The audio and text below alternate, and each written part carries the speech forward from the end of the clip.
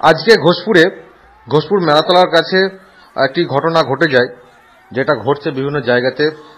অনেকেই সন্দেহের বশে মারধরের ঘটনা, ছেলে ধরা সন্দেহে মারধরের ঘটনা বিভিন্ন জায়গাতে যেমন ঘটছে, আজকে ঘোষপুর মেলাতলাতেও ঘটে যায়।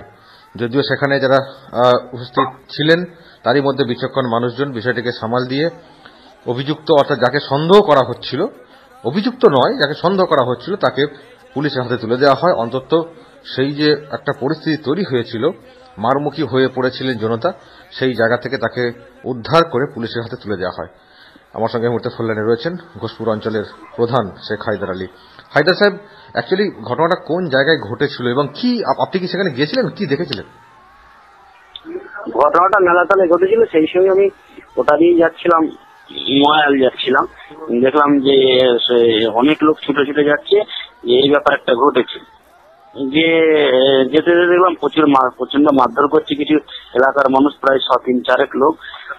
ঠিক আছে, সেখান থেকে তুলে নিয়েছে, বাবলাতলায় নিয়ে আসি, এসে পুলিশের হাতে তুলে দিই। তবে যে ঘটনাটাই ঘটেছে, পাবলিক খুব নক্কারজনক ব্যাপার, দুঃখজনক ব্যাপার।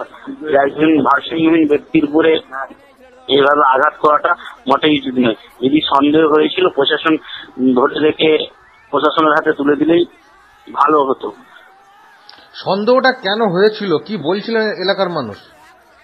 সন্দেহ, ওই সামনে একটা স্কুল আছে, 10:30 বাজে, স্কুলে এই ব্যক্তি স্কুলের ছেলের সঙ্গে কিছু বলছিল বা কথা বলছিল, ঘর এমনি করতেই ওখান থেকে লোকেরা বেরিয়ে পড়ে, বলতে ছুটে পড়েছিল, তার ফলেই ঘটনাটি ঘটেছে।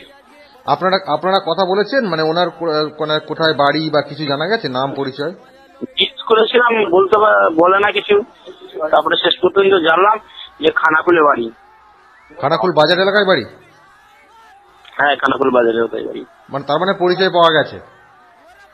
পরিচয় পাওয়া গেছে একেবারেই। এবং আমরা এলাকায় খুব কড়াভাবে ডিসিশন নিয়েছি যে কেউ যদি এই ধরনের সন্দেহ ব্যক্তি ঘুরে, লোকাল জনপ্রতিনিধি বা প্রশাসনকে লোকাল জানাতে বলা হয়েছে, কেউ আইন হাতে তুলে নেবেন না। এ নিয়ে আমরা একটা সচেতন শিবিরও করবো খুব দ্রুত, কাল পরশুর মধ্যে একটা সচেতন শিবির করবো।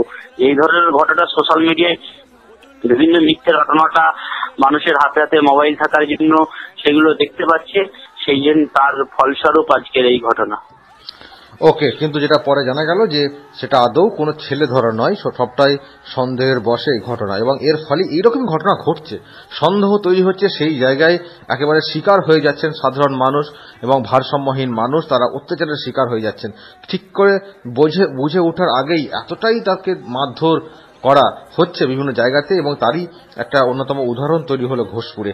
এবং পুলিশও বলছে বারবার যে যদি সন্দেহ হয় তাহলে তাদেরকে খবর দেওয়া হোক, তার জন্য তারা ফোন লাইন দিয়ে দিচ্ছে, যাতে করে এই রকম অত্যাচারের শিকার না কেউ হন। অবশ্যই আমরা আরামবাগ টিভি এই খবর সম্প্রচার করছি এই কারণে যে যদি কোনো রকম কোনো সন্দেহ তৈরি হয়, সন্দেহ হতেই পারে, কিন্তু তার মানে এই নয় যে তার উপরে কোন রকম বিচার না করে মারধর শুরু করে যাওয়া।